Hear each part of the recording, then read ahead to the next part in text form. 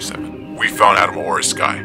He's currently in custody, but his damage is done. He's a deserter. When we discovered him in what I would describe as the panels of the temple, he was sharing information about the Republic's war effort on Laceropes with monks, faction commanders, and a separatist senator. Held at Blaster Point, the monks were pleased to offer a speeder for our travel back to the Republic base camp.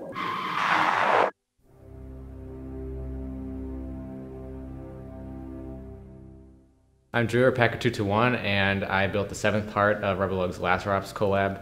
This part is depicting the scene where the Validus Squad is entering the temple and they discover Admiral Oris Sky at a command table talking with the separatist leaders and the planet, and they discover that he's actually a traitor to the Republic, and they end up going in and taking him back to the base camp.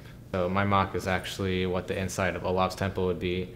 It's a continuation of his part, and my part would be deeper in the temple, as shown its size compared to his. So for the tree in this temple, I was inspired by a technique used by Ralph Langer, and that is using flex tubes for the core of the trunk, and then using 1x1 bricks studs on all sides put onto the flex tube, and then using 1x2 plates and other slopes to fill in the gaps and to create the actual trunk of the tree.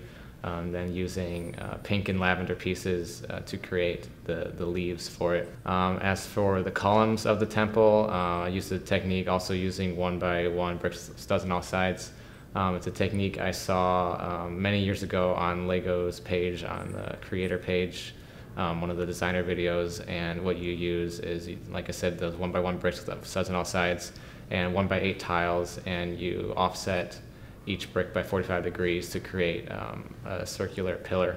For the bonsai trees, for the trunk of those, I used Lego tusk pieces to try to create a natural shape for the trunk of those.